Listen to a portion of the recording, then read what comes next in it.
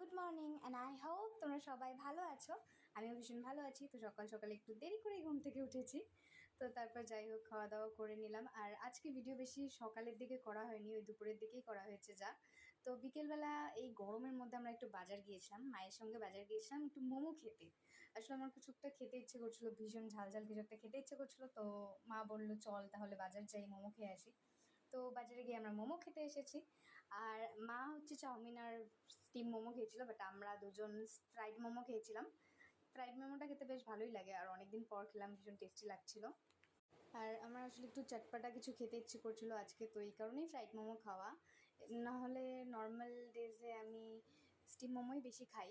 তো তারপর মোমো খাওয়ার পর একটু ঠান্ডা ঠান্ডা আইসক্রিমও খেলাম, কারণ ভীষণ গরম পড়েছে, কি বলবো এত গরম। তোমাদের ওদিকে কেমন গরম পড়েছে অবশ্যই কমেন্টে জানিও। তো তারপর একটু নোট করছিলাম, আর তারপরে এই ডোনাট শিপের কেকটা খেলাম। তো আজকে ভিডিওটা এইটুকুই, দেখা হবে নেক্সট ভিডিওতে, বাই।